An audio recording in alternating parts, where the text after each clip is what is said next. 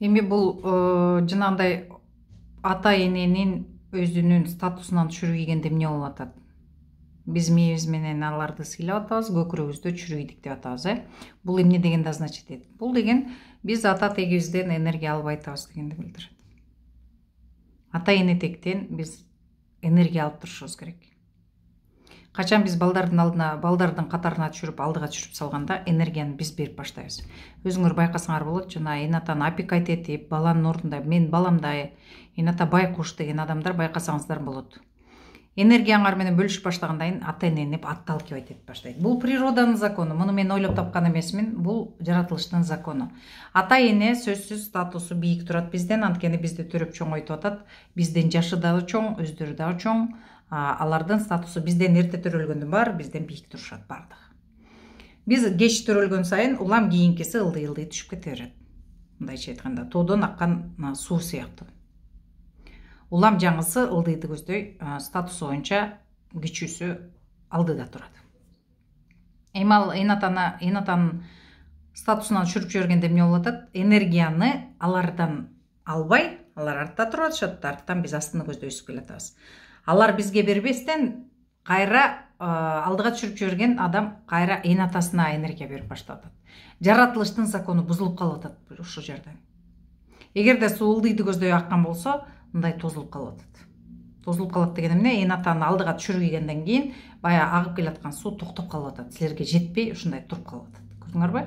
Силер бияктан энергияны поточное состояние деп коебуз. Ата эне тектин поточный ресурсун ала албай калып атасыңар.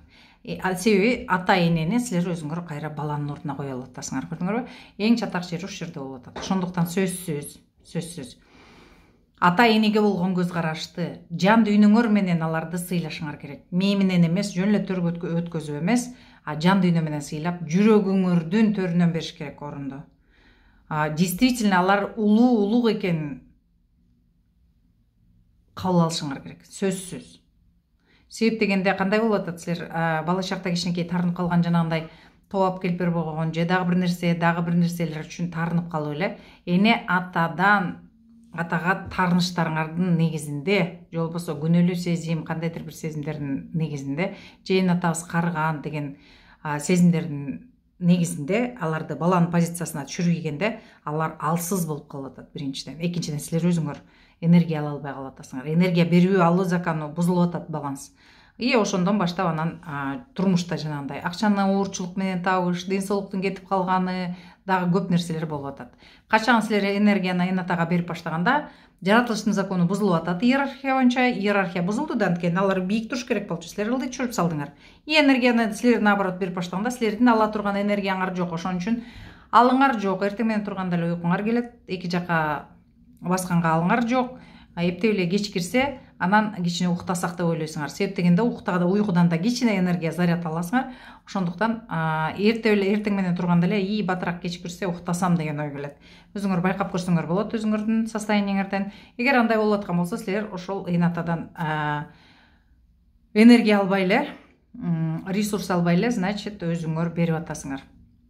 Бул жерде эне атанын физически бары жогу эч кандай роль ойнобойт. Себеп дегенде жан дүйнө биздин телобузга кирип, анан жашап, качан бул жашоодон кеткенде жан дүйнөбүз кайра чыгып кетет. Муну барыңар билесиңер, уже азыр заман бөлөк, башка доор болуп атат. Көпчүлүгүңөр изилденип, издеп, угуп, көрүп, бардыңар бул боюнча маалыматыңар кенен бар. Интернеттин талааларында толтура информациялар бар, ошондон билесиңер. Бул бир гана дене менен мээ өлөт. Ал кайра жерге кетет. Ошон үчүн адам баласы топурактан жаралып, топуракка кетет деген сөз дене менен мээге тиешелүү. Жан дүйнө эч качан кайра чыгып кетет ал. Перевоплощение, башка жашоосуна кетет. Ошондуктан силер туура түшүнүшүңөр керек. Ата апа жок болсо эле, бүттө алар жок эмес. Алар башка формага өткөн болот. Азыр эми биздин мээбиз ишенип, көрүп, биле турган акыбалга азыр жете элек. Ошон үчүн биз башка формасын көрө албай атабыз. Бирок биздин арабызда бар, ошолорду даже башка формада көрө алган адамдар бар. Ошого даяр адамдар бар. Азыр көпчүлүк аны көргөнгө даяр эмес, ошон үчүн биздин көзүбүзгө алар көрүнбөйт на самом деле.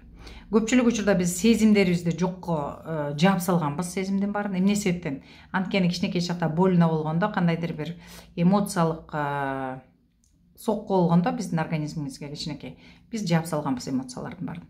Эмне себептен эмоцияны жаап салабыз? Себеби каждый день баягы боль, кайгыруу, кандайдыр бир печаль, ушундай өзүңөр кыйналып, кысталып, бир жүрөгүңөр ооруп кеткенде, мээ бизде өтө умный орган, ал айтат: койчу, эстеген сайын эле кыйналып, кысталып ыйлап атасың, кел биз ошону жаап салалы дейт дагы, эшигин жаап туруп, ачкычын сууга салып дейт. Бүттү. Ошондон баштап силер сүйүнгөндү да билбейсиңер, кубаныч деген эмне экенин билбейсиңер, кайгырууну билбейсиңер. Көпчүлүк учурда эне атаны дагы сезбейсиңер. Себеп дегенде эне ата баягы силерге обещать эткен ишин аткарбай койгон үчүн силер үчүн боль, тикенек, мындайча айтканда жүрөгүңөр сайгылган тикенек болуп калат. Көрдүңөрбү? Анан ошол убакта ата-энени бала кыя албайт, же айта албайт ошону. И соответственно эмне болот? Эмоционалдуу түрдө сактап калган сезим бул. Вот ошол сезим анан өмүр бою ур соккуга алып, жашооңордо терс таасирлерин көрсөтө баштайт. Ошондуктан эне ата кандай жашоо болбосун, урушуп талашса да, кандай жашоо болсо да, силерди уруп койсо да, ошонун баарын сүйүүсү менен берген. Силер только төрөп койгон үчүн ыраазы болушуңар керек. Ошондуктан сөзсүз эне атага ыраазычылык билдирип, чын жүрөгүңөрдөн, бияктан эмес. Көпчүлүк айтат: мен ыраазычылык айтам, мен жакшы көрөм. Бүт мына могу жерде. Ушул жерден эле ыраазычылык айтышат, ушул жерден эле ыраазы болушат. А жүрөккө келгенде баары жабык. Мына азыр диагностика, талдоо жолу деген азыр жакшы методика чыкты. Бул мурун эле бар болчу экен. Бул Берт Хеллингер, немис психологу, дагы көп психологдор муну пайдаланып келаткан экен. Талдоо жолу менен бул кайсы убакта пайда болгон, эмне себептен пайда болгон, вот ошонун баарын таап, ошонун баарын өзгөртүүгө мүмкүн экен. Азыр кванттык секирик, квантовый скачок, кванттык талак, кванттык физика деген аябай өтө модный сөз болуп кетти, өзүңөр билесиңер. Бул адам баласы жаралганда эле жаралган нерсе экен, бирок биздин түшүнүгүбүз ушуга жете элек болчу экен. Азыр болсо аябай көп адамдын түшүнүгү жакшы. Бардыгы окуганга тырышып, батыраак өздөрүнүн жолдорун туура таап, убактысын бекер кетирбегенге аракет кылып окушуп атышат. Чындыгында бул талдоо жолу менен окуп алуу, бул биздин жашоодогу фундаментибизди түзүп алуу дегенди билдирет экен да. Чындыгын ойлоп көрсөңүздөр, азыр даже шопурду үйрөнгөнүбүздө биз вожденияны право алганда сөзсүз окуйбуз, сөзсүз вождение кылабыз, инструкторлор окутат, анан правиланы жаттап тапшырышыбыз керек. Аны өтпөй калсак бербейт, потому что силер правила дорожного движенияны бузсаңар, көп кишиге зыяныңар тийип калат. Ошон үчүн андай болбойт деп бербейт, Только окуп бүтүп баарын үйрөнгөндөн кийин гана рулду бизге доверять этет. Көрдүңөрбү? Көп нерселерди ушундай бизге окутуп, үйрөтүп анан жиберет. Бирок жашоодо кандай жашашты бизге эч ким үйрөтпөйт экен на самом деле. Өзүңөр деле калыс болуп азыр ойлонуп көрсөңөр болот менин сөздөрүмө. Ооба, бизге тамганы таанытып атат, Ньютондун закондорун окутуп атат. Бирок ошол закондорду каякка туура пайдаланышыбыз керек. Кандай болгондо биздин жашообузга ошонун пайдасы тиет, вот ошону окутпайт экен. Мына ошол талдоо жолу аркылуу методикасы менен, талдоо методикасы менен, расстановка методикасы менен бул кайсыл убакта пайда болгон? Кванттык талаада негизи бул банк информации деп коет.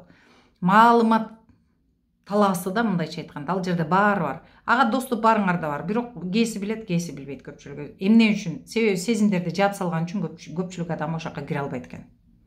Именно творческий адамдар, акындар, манасчылар, сүрөтчүлөр, фантастика жана китептерин жазып аткандар, жазуучулар, ыр жазгандар, ушундай көп творческий адамдарга доступ бар экен. Именно жана фантастиканы каяктан алып чыгып атат? Ошол жактан доступтан алып жазып атышат. Картиналарды кандай тартып атат? Ошол жактан көрүп, анан тартып атышат. Бул баардык адамга доступна, только сезимдериңерди ачышыңар керек. Эмоцияны эмне кайсы убакта жабылып калган? Бул бала чакта көпчүлүк адамдыкы жабылып калган. Себеп дегенде жанагындай ата апага таарынып, ошондо жабылып калган. Таарыныч деген эмне? Эгерде азыр жакынкы учурда кошунага, аялыңарга, күйөөңөргө, балдарыңарга, кайын журтка, ата апаңарга дегеле подружкаңарга досторуңарга таарынган болсоңуздар ата апага таарыныч 100% бар дегенди билдирет. Азыр кичинекей тест кылып өзүңөр эстеп көрсөңөр болот. Акыркы жолу качан таарындыңар эле? Бул посттун астына жазсаңыздар болот. Эгерде бир эле жолу ооба таарынган десеңер, анда таарыныч инатага бар. Болгону инатага болгон таарыныч кийинки жашооңордо башка варианттарда тигиге таарынып, буга таарынып, ага таарынып, анан кудайга таарынып, анан баарына таарынып вариациясы чыга берет экен. Анын башталышы болгону ата ападан башталат экен. Себеп дегенде бала биринчи баланын жан дүйнөсү атага келет, атаны тандап алат, ата апага өткөзүп берет. Апа 9 ай бою көтөрүп, төрөп, чоңойтуп, ата апа экөө баланы эр жеткенче багышат экен. Ошон үчүн бардык нерсе ата ападан башталат. И өзүңүздөр билесиңер, 5-7 жашка чейин фундамент, баланын фундаменти чыңдалып бүтөт экен. Калгандары 80% бүтөт, калган 20% кинодон аласыңар, класстан аласыңар, айлана чөйрөдөн аласыңар, уже чоңойгондо китептерден аласыңар. Вот ошону менен толукталат экен. Фундаменттин основною 5-7 жашка чейин гана түптөлүп бүтөт экен. Ошон үчүн япондор өтө акылман калктар, бул еврейлер, япондор дагы көп калктарда кандай кылат экен? 5-7 жашка чейин баланы кыялындагыдай бош коет экен. Анан 5-7 жаштан кийин анан катуу тарбияга өткөзүшөт экен. Көрдүңөрбү? Себеп дегенде фундамент бекигенден кийин, андан кийин аны баягы стругать этип, мындайча айтканда, кырып сүрүп, жакшы форма бергенге уже баланын психологиясы буга туруштук берет экен. А биздики эмне болуп атат? Бизге 7 жашка чейин баарын урушуп, уят карып, уят андай мындай деп отуруп, анан акырында бала бүт блокко түшүп калгандан кийин анан мектеп көрөт экенбиз. Калганын мектеп блокко салып коет экен. Эки алган уят, эки алган жаман, ошондо отуруп көрдүңөрбү? Бул дагы уят темасы боюнча дагы сабактар болот. YouTube'дан карап туруңуздар, суроолоруңуздарды бериңиздер. Кандай суроолор сиз үчүн кызык? Көп азыркы жашоодогу силерге жакпай аткан нерсенин баары тияк жактан келет, артыңардан. Вот ошон үчүн артта мурда эмне болгонун түшүнгөнгө аракет кылыңыздар. Ата апаңыздар азыр аман эсен көзү тирүү болсо, 5 жашка чейинки жашоосун сөзсүз сураңыздар. Вот ошондо силердин бул жердеги көп суроолоруңарга жооп аласыңар.